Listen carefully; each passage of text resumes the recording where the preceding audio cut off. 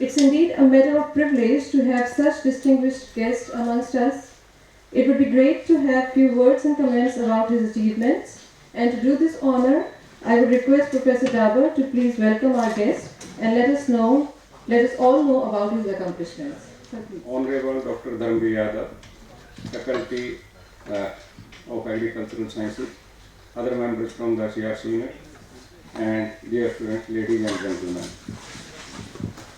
Today we have with us Dr. Dharam Bir Yadav, who is as professor and project director at CCSHAU Haryana Division Hisar. And we have planned this lecture a very long ago. So this sustainable agriculture, this is a talk of the day today, and resource conservation technology.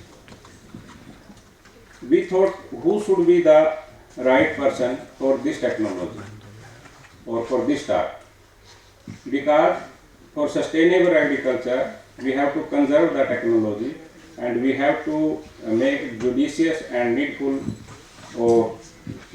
use of the technology. So we thought who should be there to do this job.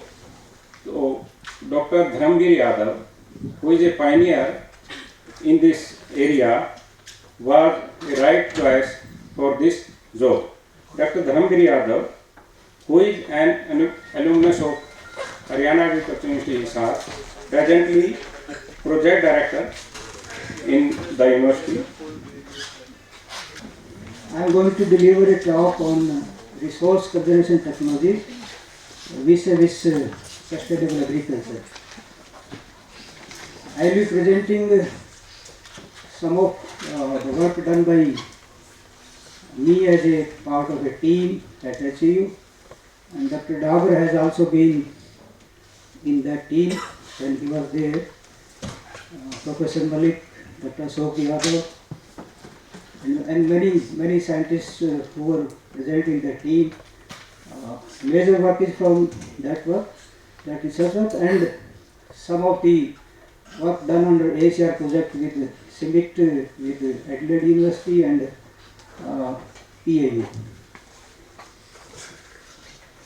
So what are the issues before sustainable agriculture? Many issues are there, but I will touch some of them and then I will come to my topic. We see the carbon dioxide is on the rise. When we see the data from 1880 to 2010, the CO2 concentration is on the rise, and also the temperature, how it is fluctuating, but it is showing the increasing trend. So the both things are happening. CO2 is increasing and this temperature is rising. The anomalies in weather. Earlier, these were on the anomalies were on the lower side, but now these are on the higher side. So that means it's increasing. The temperature is, on an average, it's increasing. And water, the most precious resource, which is going to be a limiting resource in coming future, and this is a source of conflict and will be a source of conflict in future also. And excess production of this paddy stuff. It's not excess, rather it's not utilized. In India, when we see 280 million tons of rice straw is produced, and in Haryana, it's around 6.25 million tons of this paddy straw, and most of it is burnt. When we see the burning of the residues, around 40% of rice stubbles are burnt in this northwestern Indo-Gangetic plains. Wheat straw is around 20-22%, and sugarcane trash around 20%. It's burnt. And labor problem. We see, France, it's a country of 125 crore people. Even then we are facing a scarcity of labor. This picture shows everything. झोने लगाने के लिए labour की ज़रूरत है, रोटी, कपड़ा और मकान मुफ्त. That means he is waiting at railway station. This picture is from Patiala. He is waiting at railway station and looking for laborers for transplanting his rice nursery. So it's going to be a very difficult situation in coming years.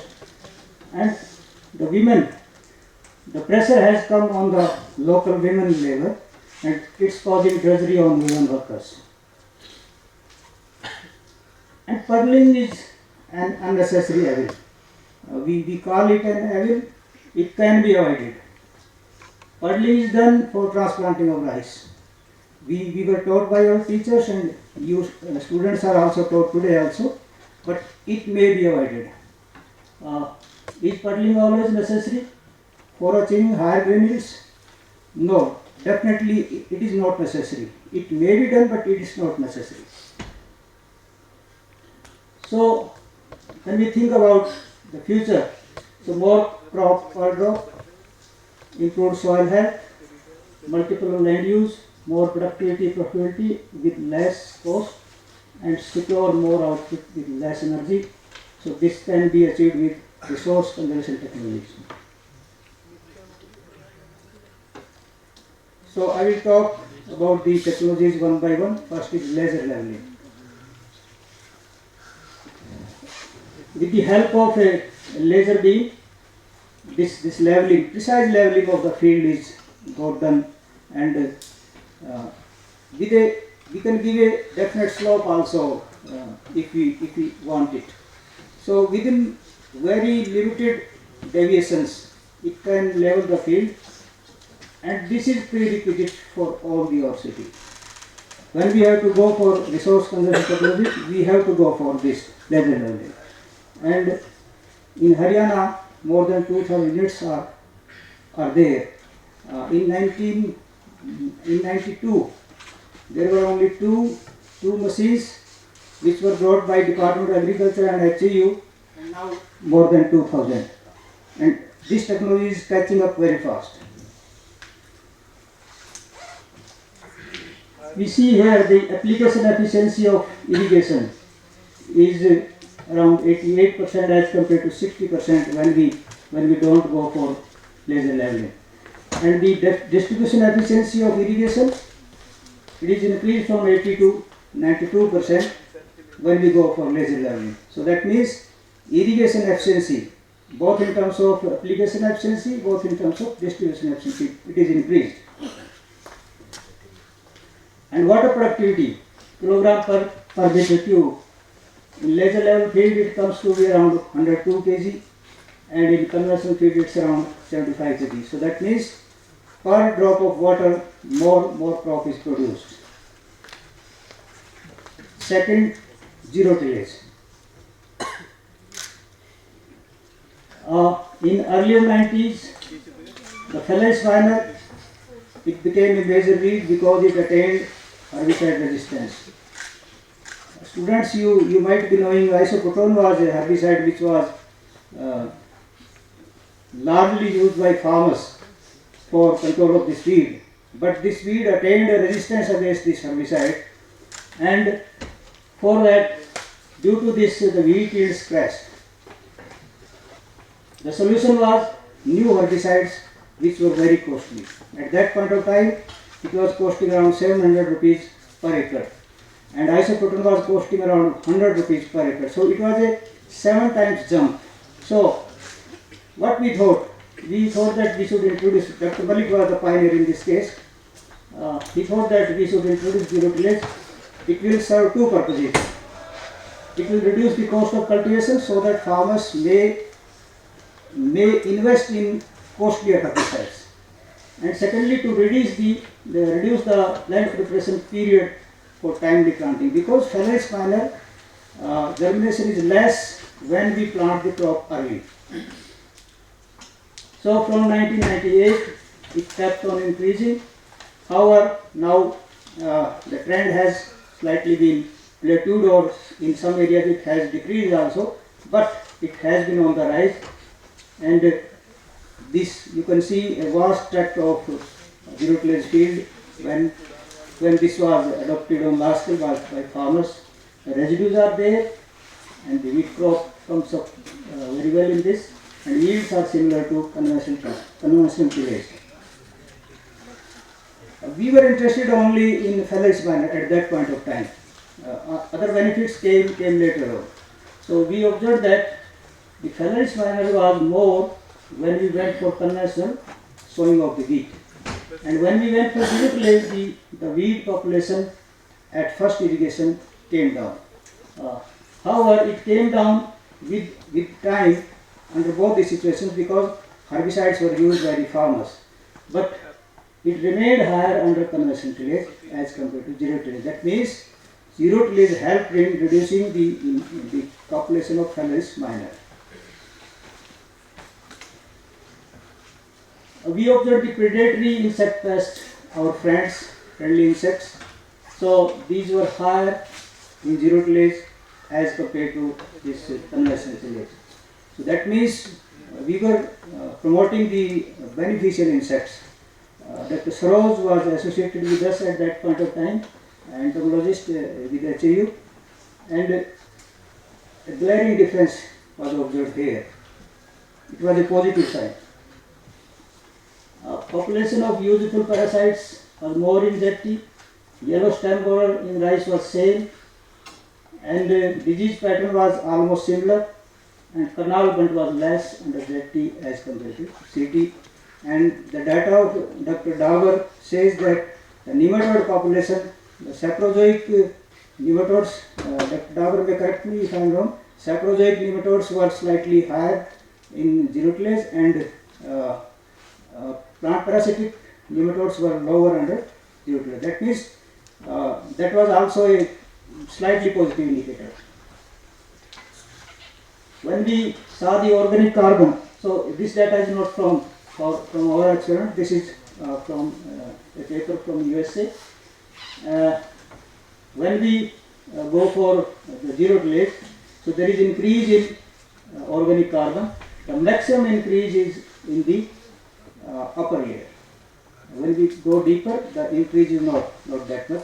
Only upper layer organic carbon is affected maximum, and there is about, after 11 years, there was about 60% increase in the organic carbon as compared to conventional tillage. The earthworms, they love it. Under zero tillage, their population is more. Under no-till, all the systems, these are on the higher side as compared to when we went for flowing. So this data is also from outside. This is not from our university but other experiment. This data is from our long-term experiments. Our experiments are going on since 1997, and it has entered in 19th year, and we proudly claim that these are the longest experiments in South Asia. No experiments longer than this exist in South Asia, at least in agriculture universities.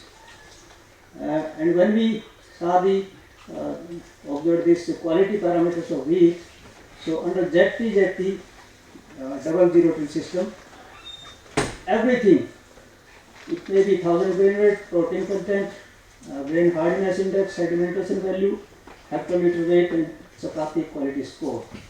It was higher in the zero tillage fields as compared to the CTCT, conventional tillage fields. This is just showing that the emissions from the open burning of these residues of wheat and rice. You can see how much the gases are emitting. These figures are in gigagram. The residues are increasing, and the same is the case with the gases: carbon monoxide, nitrous oxide, methane. So the thumb rule is retain the residues on the soil surface as much as possible and as long as possible.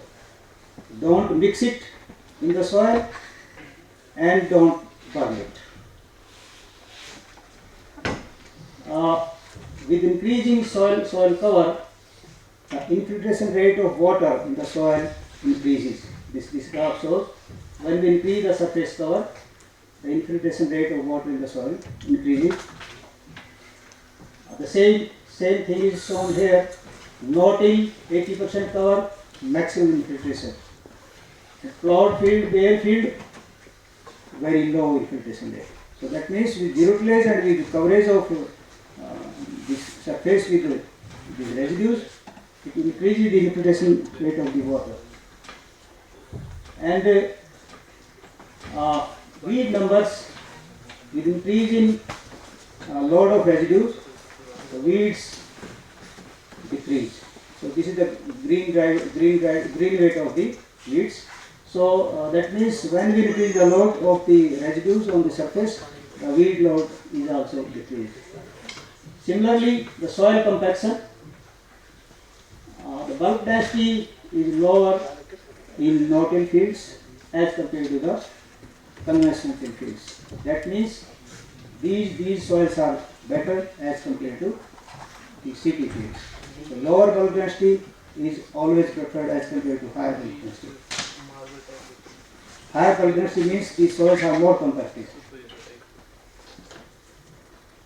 Organic matter, when we go for moldboard plow, deep turning of the soil, the organic carbon is rather on the negative side. It may decrease.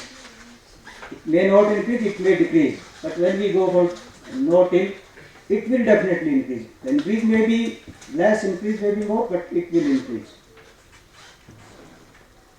One thing which we observed during our experimentation, it was temperature moderation.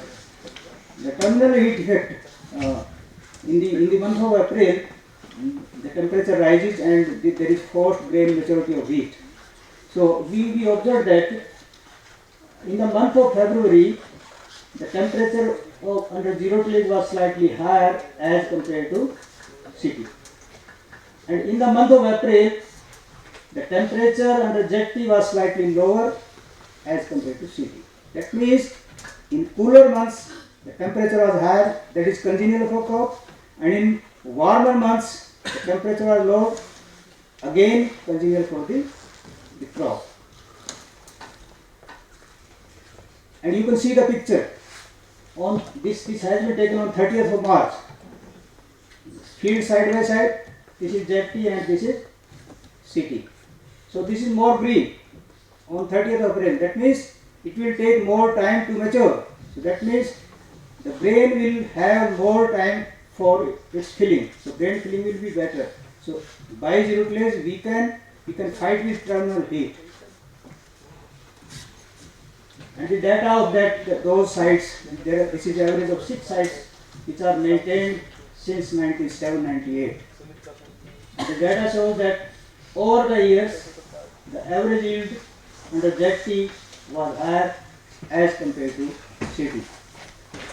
These trials have been maintained at farmers' field at 6 locations in Haryana. When we go for ZT with residue, ZT may be 2 types, ZT with residue or ZT with only anchored stubbles. So here we can go with happy seeder. This machine can sow the seeds of the wheat in heavy load of residues. So the maximum yields are obtained on the ZT with residue and ZT clean field. However, it is higher than this CT but still lower than this happy seeders on wheat.